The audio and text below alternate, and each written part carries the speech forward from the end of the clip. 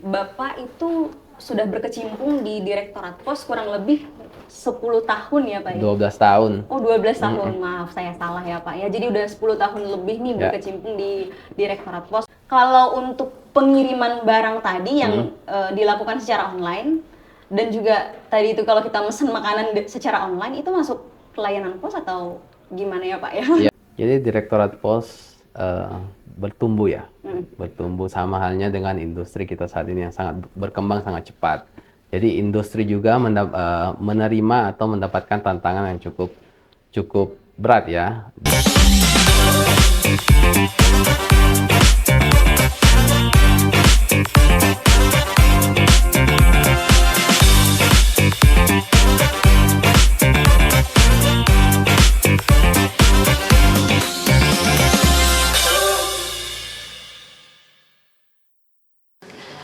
Halo Sobat Pos, selamat datang di podcast Ditpos, Kementerian Komunikasi dan Digital. Pada podcast kali ini kita akan menyelami dunia layanan pos di era digital. Pernahkah Anda membayangkan bagaimana surat yang dulu kita kirim pakai perangko, sekarang kita bisa lacak secara real time? Dan bagaimana paket yang kita beli secara online bisa tiba dengan cepat dan aman ke rumah kita masing-masing? Nah, di balik kemudahan-kemudahan tersebut tentunya ada peran besar dari Direktorat Pos. Nah, pada episode kali ini kita akan mengupas tuntas tentang bagaimana Direktorat Pos bertransformasi di era digital saat ini. Kita akan membahas tentang tantangan-tantangan yang dihadapi, inovasi-inovasi terbaru, serta peluang-peluang yang terbuka lebar tentunya. Untuk membahas topik menarik kita kali ini, saya telah mengundang narasumber spesial kita. Beliau akan berbagi insight dan pengalaman seputar transformasi Direktorat Pos, dan inilah dia narasumber kita kali ini, Mas Fat. Ya, beliau adalah Ketua Tim Digitalisasi Penyelenggaraan Pos, betul ya Pak ya? Iya, betul. Iya, di Direktorat Pos. Halo Pak Fat, apa kabar hari ini Pak? Alhamdulillah sehat. Alhamdulillah sehat ya Pak ya. Sebelumnya kita mengucapkan terima kasih nih karena Bapak udah meluangkan waktu jadi narasumber kita kali ini dan menjadi partner diskusi saya ya Pak ya. Pak Fat, kalau saya nggak salah nih ya, Bapak itu sudah berkecimpung di Direktorat Pos kurang lebih 10 tahun ya Pak ya? 12 tahun. Oh 12 tahun, maaf saya salah ya Pak ya. Jadi udah 10 tahun lebih nih berkecimpung di Direktorat Pos, dan tentunya pasti telah melewati berbagai perubahan-perubahan gitu ya Pak ya, di tengah disrupsi teknologi saat ini gitu ya, baik dari segi proses bisnis dan juga budaya kerja ya Pak ya. Nah, mungkin Pak di yang pertama nih, mungkin boleh dijelaskan dulu sebenarnya apa sih peran Direktorat Pos Pak ya di di dunia digital saat ini. Jadi kalau berbicara mengenai ekosistem digital, Direktorat Pos saat ini sedang mendorong industri. Jadi kita berbicara industri ya. Jadi selain inovasi-inovasi secara internal, Direktorat Pos juga mendorong industri pos dan kurir untuk berinovasi mengikuti perkembangan dunia digital saat ini. Jadi sebelum kita jauh ke arah ekosistem digital, mungkin perlu kami sampaikan dulu. Saya sampaikan dulu peran dan fungsi Direktorat Pos seperti apa. Okay. Jadi yang pertama itu Direktorat Pos merupakan regulator. Jadi regulator industri pos dan kurir di dunia usaha dikenal ekspres, parcel, kurir dan sebagainya. Selain sebagai regulator, Direktorat Pos juga menerbitkan izin penyelenggaraan pos. Jadi ada berbagai macam peran yang kita emban yang merupakan amanah dari Undang-Undang Pos. Selain menerbitkan izin, regulator, kita juga melakukan pengawasan terhadap industri, melakukan pengawasan terhadap tarif, mendorong industri pos untuk terdigitalisasi, dan berbagai macam peran-peran yang mendukung industri, karena kita juga sebagai regulator, kita juga sebagai katalisator industri pos dan kurir. Katalisator ini maksudnya seperti apa nih Pak? Jadi kita mempercepat inovasi-inovasi bagi pelaku usaha. Oke, termasuk percepatan adopsi teknologi berarti Betul ya Pak ya? sekali ya. Oke. Nah, menarik nih Pak. Nah, dengan perkembangan teknologi saat ini ya Pak ya, kita mengalami sebenarnya banyak kemudahan-kemudahan termasuk di layanan pengiriman nih Pak. Contohnya seperti sekarang nih kita, termasuk saya juga gitu ya. Kalau mau ngirim barang gitu ya, apalagi sesama dalam kota gitu. Itu kan sekarang udah gampang banget ya. Udah tinggal buka handphone, pesan dari aplikasi gitu ya, nggak perlu kita ke kantornya lagi gitu, kita tinggal duduk manis di rumah aja gitu. Nanti kurirnya gitu ya, mereka akan pick up kiriman kita, barang kita gitu. Jadi sekarang kita udah bisa lakukan secara online dengan sangat mudah dan pengirimannya juga cepat gitu. Nah selain itu kalau kita, dan sekarang ya Pak ya, kalau kita mau beli makan juga gitu, kita kan nggak perlu lagi nih harus ke rumah makan atau segala macam lah gitu. Kita sekarang udah bisa pesan dengan sangat mudah melalui aplikasi, ya kan Pak. Jadi kita tinggal pesan, contohnya kita sebut saja aplikasi si Ijo contohnya gitu ya Pak. Kita udah bisa dengan gampang banget sekarang pesan makan dari sana, kita tinggal duduk manis, makanan tiba. Nah ini nih Pak sebenarnya yang jadi pertanyaan saya. Tadi kan kita berbicara tentang pos ya Pak ya, ada layanannya gitu.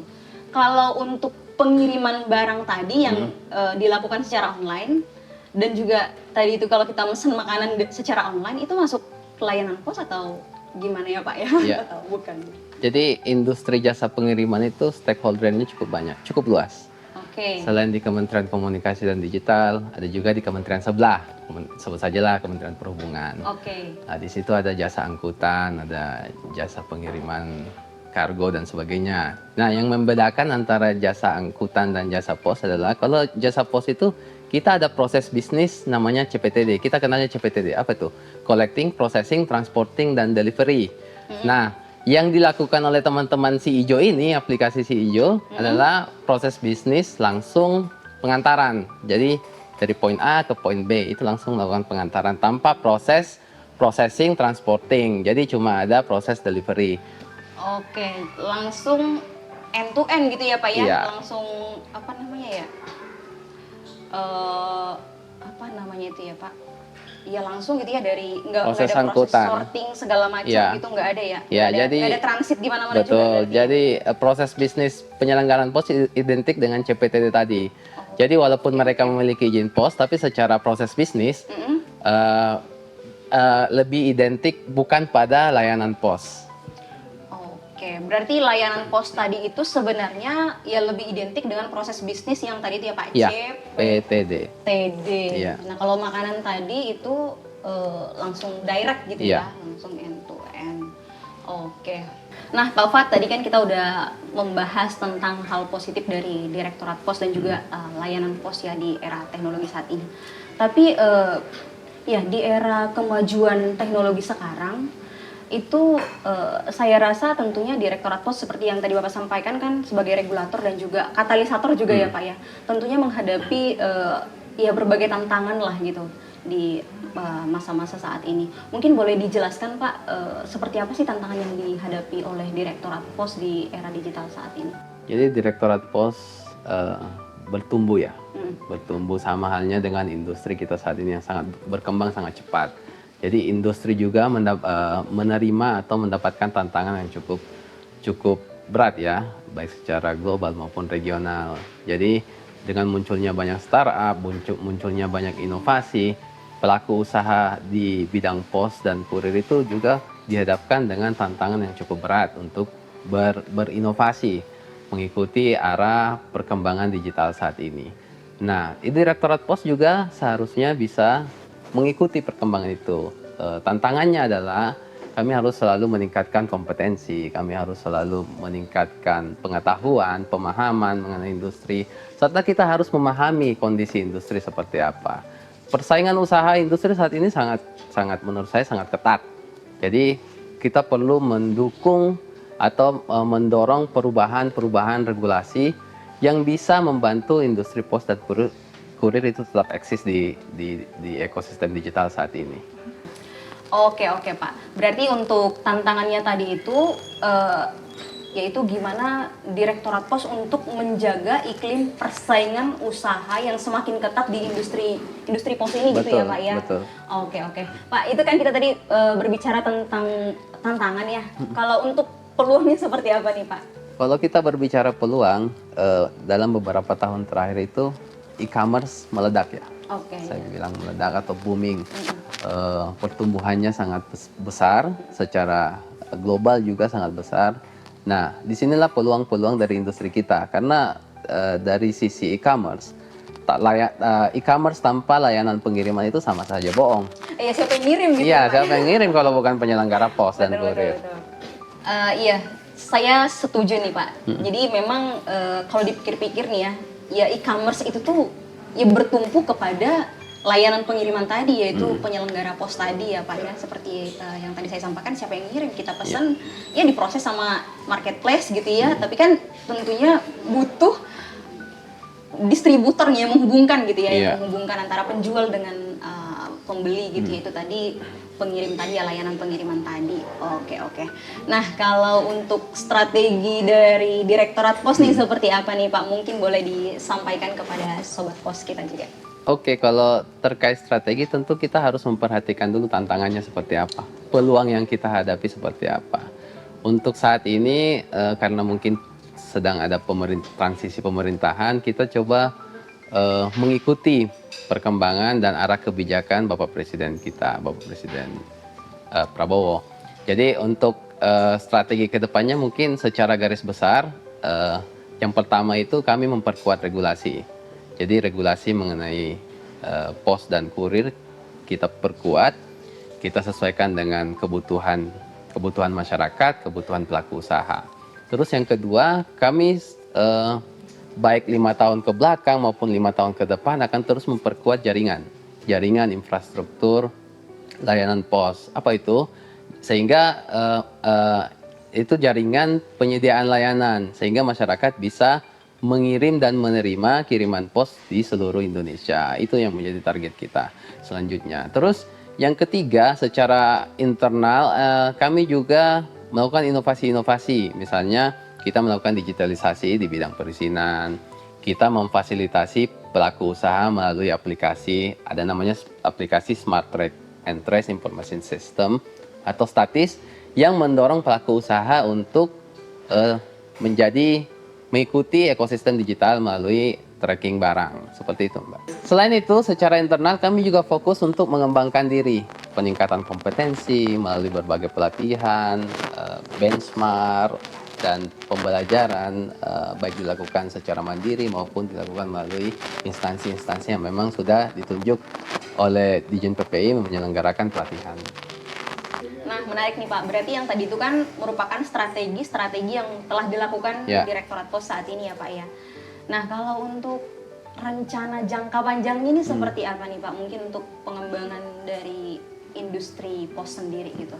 Oke, jadi rencana jangka panjang di Direktorat Pos itu kita harus sejalan dengan visi Indonesia Emas 2045. Tapi secara jangka menengah 5 tahun ke depan itu kami sudah memiliki rencana-rencana seperti perluasan jaringan layanan pos dan kurir di seluruh Indonesia. Jadi targetnya mungkin 80-90% masyarakat Indonesia terlayani di seluruh kecamatan di seluruh Indonesia. Terus yang kedua, kami mendorong terwujudnya smart logistik. Jadi tadi sudah ada smart tracking system. Nanti kedepannya akan lebih komprehensif lagi arah digitalnya. Jadi bukan hanya mengenai tracking, mungkin juga sortasi, pengiriman, terus transportasinya juga kita dorong penyelenggara pos untuk terdigitalisasi. Kemudian yang ketiga, kami mencoba menciptakan inovasi-inovasi baru seperti kantor pos digital. Terus kita juga akan melakukan penilaian melalui indeks penyelenggaraan pos, terus indeks digital penyelenggaraan pos, green logistik. Ya, program-program seperti itulah yang kita akan coba wujudkan dalam 5 tahun ke depan. Oke, setuju nih Pak. Yang tadi itu berarti salah satu rencana jangka panjang dari Direktorat Pos itu pemerataan layanan itu artinya titik layanan seperti itu ya Pak ya. Titik layanan di setiap kecamatan ya. Setuju sih Pak. Selain mungkin tadi untuk kebutuhan e-commerce yang tadi ekonomi digital gitu ya Pak ya. Dengan pemerataan digital ini juga menurut saya ya Sobat Pos tentunya akan mempermudah distribusi dari produk-produk UMKM gitu ya Pak sekali. Ya, di setiap wilayah NKRI gitu. Jadi pemerataan ini tentunya akan menciptakan layanan yang berkeadilan untuk seluruh masyarakat ya Pak. Jangan lupa Las, jadi kita juga memiliki program namanya layanan pos universal. Oh, oke. Jadi layanan pos universal ini memungkinkan masyarakat bisa berkirim dan menerima kiriman sampai ke seluruh dunia. Bahkan sampai ke Antartika sana bisa. Serius ini Pak? Serius. Sepanjang Antartika punya kantor pos ya. Kantor pos entah operatornya negara mana. Oke, dan itu tanggung jawab dari pemerintah? Tanggung jawab pemerintah sepenuhnya. Menarik. Melalui operator yang telah ditunjuk. Oke. Wah Bapak terima kasih untuk penjelasan yang udah diberikan nih Pak. Dan Sobat Pos, ya kita tadi udah menjelaskan bagaimana transformasi dari Direktorat Pos ya. Dari diskusi kita kali ini bersama Pak Fat, kita mengetahui bahwa ternyata ya Direktorat Pos juga bertransformasi.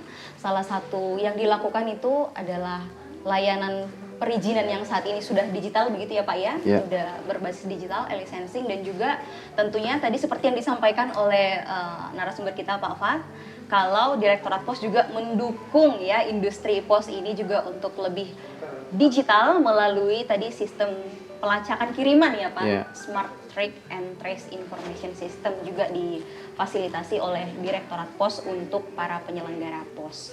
Nah Sobat Pos, saya harap perbincangan kita kali ini memberikan gambaran yang jelas tentang peran Direktorat Pos, yaitu tadi seperti yang sudah disampaikan sebagai yang pertama sebagai regulator, kemudian sebagai katalisator juga, tapi mungkin sebagai fasilitator juga ya Pak Fat ya, karena kan tadi Direktorat Pos juga memfasilitasi aplikasi pelacakan kiriman juga gitu ya. Jadi seperti itu kurang lebih peran dari Direktorat Pos. Nah Sobat Pos, saya ingin mengajak Sobat semua memberikan saran dan juga masukan kepada Direktorat Pos. Saran dan masukan tersebut bisa disampaikan melalui media sosial Direktorat Pos. Untuk linknya ada di deskripsi ya. Kemudian mungkin sarannya itu berupa inovasi-inovasi seperti apa yang perlu dilakukan oleh Direktorat Pos ke depannya, dan layanan seperti apa sih gitu yang Sobat Pos harapkan di masa depan. Nah, bisa bisa disampaikan di media sosial Direktorat Pos. Nah, terakhir nih Pak Fat, mungkin bisa disampaikan pesan dan kesannya mungkin ya, atau pesan-pesan kepada para Sobat Pos sekalian Pak.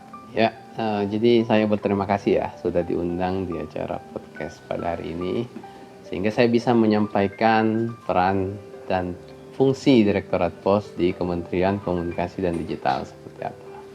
Jadi Direktorat Pos sangat mendukung jasa pengiriman pos dan kurir, sangat mendukung masyarakat untuk dapat terus berkirim paket dan surat, mendukung masyarakat dalam hal kegiatan transaksi e-commerce. Terima kasih nih Pak atas pesan yang menginspirasi ya, dan juga saya mengucapkan terima kasih kepada Sobat Pos semua yang sudah mendengarkan dan juga menyimak podcast kita kali ini. Dan sampai jumpa di episode selanjutnya. See you.